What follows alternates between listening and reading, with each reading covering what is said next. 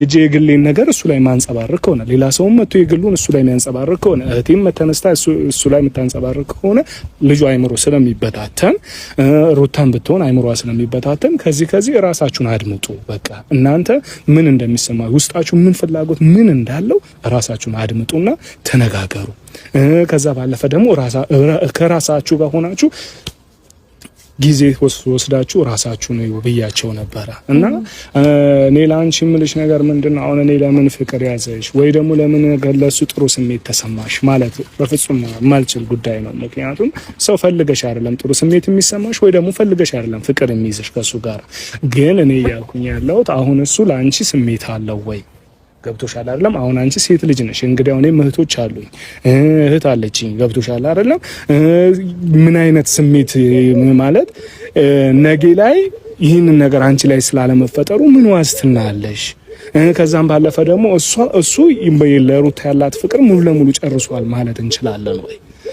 አሁን በቀደም ከሁኔታው ሳወራው ከሁኔታው አንፃር የገባኝ ነገር በቃ እኔ ዛሬም ቢሆን ነገም እንድትመለስልኝ ይፈልጋል አይነት ነገር ነው እያለ ያለው ገብቶሻል። ስለዚህ አንቺ ደግሞ ይሄንን እያወቅሽ መቀጠል ማለት ለአንቺ ህይወትስ ምን አይነት ነገር ያመጣልሻል? ሴት ልጅ ነሽ፣ ብዙ ነገር አለ ገብቶሻል አይደለም? ብዙ ሴት ስትሆኚ ብዙ ነገር ትቶሽ የሚሄድ ነገር አለ። እሱን እየጠበቅሽ ህይወትሽን ልታበላሽ ነው ወይ ደግሞ እሱ እኔን እሺ እስከሚለኝ ድረስ በቃ እኔ ለሱ መልካም ስሜት ደስ ይላል፣ እሱን መውደድሽ ደስ ይላል ገብቶሻል። ግን ያ ነገር ይቀጥላል እስከ መጨረሻ ድረስ። ያንን ነገር ምንድነው ላንቺ የሚሰማሽ? አሁን ልክ ነው ብለሽ ነው ወይ ያሰብሽው? የምትሄጂበት መንገድ ልክ ነው ወይ?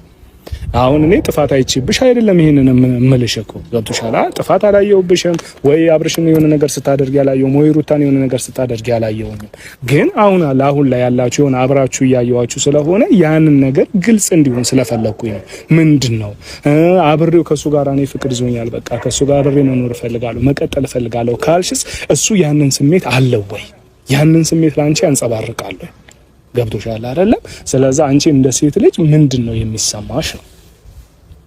እሺ ማለት አሁን ያልካቸው ነገሮች በሙሉ ይገባኛል። ምክንያቱም እስከ ዛሬ ድረስ በጣም ቆየን። እሱን ሳፈቅር ብዙ ጊዜ ኖሬያለሁ። ግን ደግሞ ከሱ መልስ አግኝቼ አይደለም እስከ ዛሬ ድረስም እየቆየው ያለሁት።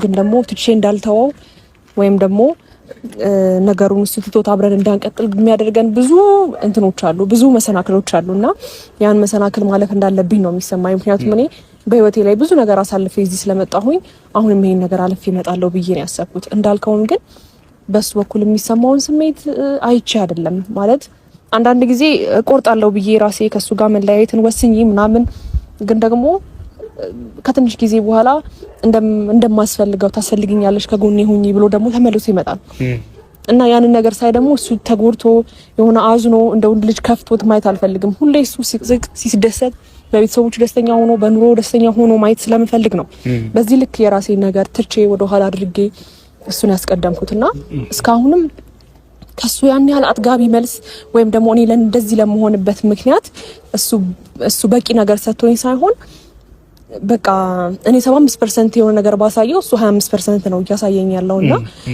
ያን ስሜት ደግሞ ምናልባት ነገ ላይ ያድጋል አያድግም አላቅም። ምናልባት የሱ ስሜት ነገ ላይ እኔን ይመርጣል አይመርጥም አላቅም። ግን ደግሞ አሁንም እሱ ህይወቱ ላይ ደስተኛ ሆኖ የሚቀጥል ከሆነ እኔ ዛሬ ላይ ወይም ደግሞ ነገ ምናልባት ስለምወደው ስለማፈቅረው ሊከብደኝ ይችላል ከሌላ ሰው ጋር ሳየው ወይም ከሩታ ጋር ሳየው። ግን ደግሞ እሷ አሁንም እንደሚስት ሆና መቀበል ብትችልና እንደ ድሮ ሰላም ሆነው መቀጠል የሚችሉ እኔ ቤት ቁጭ ብዬ የሱን ደስታ ማየት እችላለሁ። ያን ያህል ከህይወቴ ሊያስወጥቼው እሱን በሱ ደስታ መደሰት የሚችል ሰው ነው ነኝ። ግን ደግሞ እሷ ያንን ደስታ መስጠት አትችልም። በሆነ ጊዜ ሰዓት ውስጥ መጨቃጨቅ ነው ምናምን ትፈልገው።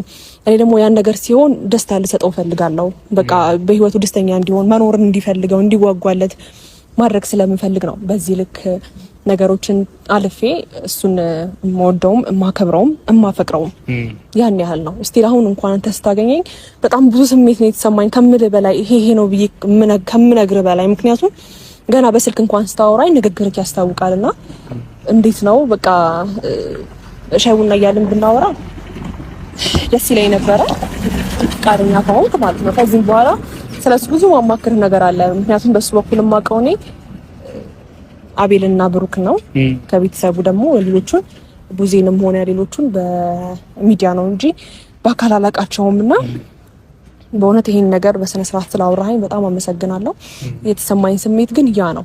ቀጣይነት ይኖረዋል ደግሞ አይኖረውም ላልከው ጥያቄ እኔ የነገርን ህይወቴን አላቅም። ምክንያቱም ዛሬ እኔና እሱ ስለተፋቀርን፣ ዛሬ እኔና እሱ ትዳር ስላሰብን፣ ዛሬ እኔና እሱ የሆነ ነገር ስላደረግን ነገ ላይ እውነት እንሆናለን እኛ ባሰብነው እንሄዳለን ማለት አይደለም። ምክንያቱም ሁለቱ ወይም ሩታና አብርሃም ዛሬ ተፋቅረው ዛሬ ተዋደው ነገ ያልቀጠሉበትም ሰዓት አለና አናቅም።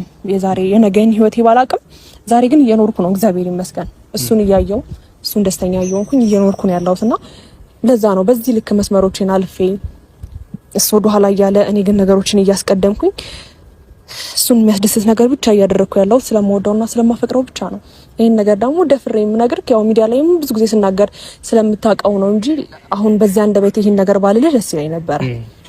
ያ ነው ማለት ያው ደስ ይላል። ሀሳብሽን ግልጽ አድርገሽ እንደዚህ መናገርሽን የሆነ ደስ ይላል። ምክንያቱም እኔ አንድ የምለው ነገር አለ ማለት ባልና ሚስት ሲጀምር በመጀመሪያው ደረጃ ባልና ሚስት ይጋጫል። ገብቶሻል? ለምን ተጋጫ አንልም። ዛሬ ላይ አሁን ዛሬም ብቻ ሳይሆን ምናልባት ከአንቺ ጋር ግንኙነት ቀጥላችሁ ነገ አብራችሁ ሆናችሁ ብንል ራሱ ሁለታችሁ መጋጨታችሁ አይቀርም። ገብቶሻል? ግን ባልና ሚስት በተጋጩ ቁጥር ቤትን ጥሎ የሚወጣ ከሆነ ወይ ደግሞ አንደኛው ወገን ጥሎ የሚወጣ ከሆነ ወይ እምቢ የሚል አይነት ነገር ከሆነ ያ ትዳር የመቀጠል አድቫንቴጁ በጣም የጠበበ ነው። ግን ሰው ሲጋጭ አይጋጭም ማለት አይቻልም። ሲጋጭ እንዴት ነው ምንፈታው? ይህንን ነገር እንዴት ነው መሀላችን ላይ አሁን ሁለቱ በጣም ትልቁ ያልገባቸው ነገር የሆነ ችግር ተፈጠረ። ያንን ችግር ምን እንደሆነ ሁለቱ ከገባቸው ያንን በጠረጴዛ ዙሪያ ቁጭ ብለው ማውራት ነው ያለባቸው። በተነጋገርሽ ቁጥር ባወራሽ ቁጥር ምላሽ ታገኛለሽ። ገባሽ? አሁን አንቺ እኔ እንግዲህ እያወራሁሽ ምላሽሽን እየሰጠሽ ነው። ገብቶሻል አይደለም? ጥፋቱ ማጋ እንደሆነ ማን ጥሩ እየሰራ ነው ማን መጥፎ እየሰራ ነው በአንቺ አንግል እንግዲህ ካየሽው አንፃር ለኔ እየነገርሽኝ ያለሽው። ስለዚህ እኔ አሁን የምለው ነገር ምንድነው ሁለቱ በቃ ራሳቸውን እንግዲህ ጊዜ ወስዳችሁ ራሳቸውን ይውብያቸዋለሁ፣ ራሳቸውን ያያሉ። ግን እኔ ላንቺ የምልሽ ነገር ምንድነው እኔ ሴት ልጅ ነሽ ብዬሻለሁ።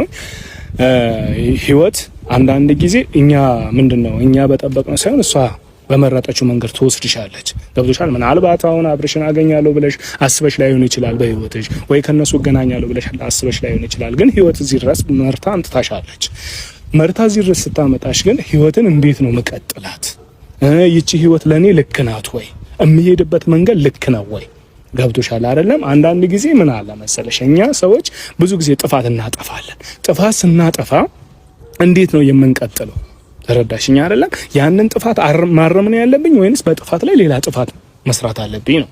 ገባሽ? ስለዚህ አሁን አንቺ በጥፋትሽ ላይ ሌላ ጥፋት መጨመር ሳይሆን ወይ ደግሞ የሆነ መልካም ስራ ከሰራሽ መልካምነትሽ መቀጠል አለብሽ። ምክንያቱም መልካምነት ጥሩ ነውና መልካም ስትሆኚ መልካም ነገር እያደረግሽ እስከሆነ መልካምነትሽ መልካም ነገር ይከፍልሻል አንቺ። ግን እኔ እያልኩሽ ያለሁት አሁንም ቢሆን አብርሽን በስነ ስርዓት ማጤ በመጀመሪያው ደረጃ እውነት ለኔ ስሜት አለው የሚለውን ነገር በስነ ስርዓት እንደ ሴት መረዳት ገብቶሻል አይደል? ግን አሁን ሁለቱ ያልጨረሱት ውስጣቸው ላይ እኔ ሳቅ እንግዲህ አብርሽ ሩታን በጣም እንደሚያፈቅራት በጣም አብዶላት አብረው እንደሆኑ ሁለቱም በጣም የዛን ያህል ስሜት ኖሯቸው አብረው እንደሆኑ አውቃለሁ። ይሄንን ገባሽ? ስለዚህ አሁን መሀል ላይ ደግሞ ይሄንን ክስተት ተከስቶ ለምን ተጋጩ ማለት አልችልም። ያው ባለትዳር ይጋጫልና የሆነ ችግር ሊኖር ይችላል። ለምን ችግሩ ተፈጠረ ማለት አንችልም። ግን ያንን ችግር እንዴት አድርገው ነው መቅረፍ የሚችሉት ነው። ሁለቱም ልጆች ናቸው። በእርግጥ አብርሽም ልጅ ነው፣ እሷም ልጅ ናት። ምናልባት የሚረዱበት መንገድ ብዙ ህይወትን በደንብ አልገባቸው ሊሆን ይችላል። ከነሱ ደግሞ አንቺ ተሽለሽ ከተገኘሽ ከነሱ ደግሞ የተሻለ አይምሮ ከገባሽ አንዳንዴ ቆም ማለት የተሻለ ነው። ገብቶሻል አይደለም? ቆም ብለሽ ማሰብ ይሄ የሚሄድበት መንገድ ልክ ነው ወይ? የምራመድበት መንገድ ልክ ነው ወይ? ገብቶሻል? ማንም ከጀርባም ሆነ ከፊትም ማንም ስላራገበ አይደለም፣ ማንም ስላወራ አይደለም። ሰው ስላወራ ያንቺ ህይወት አይቀጥልም። ሰው ስላወራ ደግሞ ያንቺ ህይወት አይቆምም። ገብቶሻል አይደለም? እኔ አሁን አብርሽን አቆምም ብለው ላያቆም ይችላል። አንቺም አሁን እዚህ ጋር እንቧ ከረዩ ብለሽ አቁሚ ምናምን ብዬሽ እንትን ምናልባት ላታቆሚ ትችላለሽ። ምክንያቱም ውስጥሽ ሂጂ ቀጥ እያለ የሚገፋሽ ነገር አለ ማለት ነው። ገብቶሻል? ከዚህ ግን ራስሽን አይተሽ ምን ላይ ነው በቃ ያለሁት? እንዴት ነው ይሄ ህይወት የእውነት ያስቀጥለኛል ወይስ መሀል ላይ መልሶ ይበላሽብኛል? ብለሽ ራስሽ ልታይ ይገባል። ሴት ልጅ ነሽ፣ በዛ ላይ ገብቶሻል አይደለም? ያንን ነገር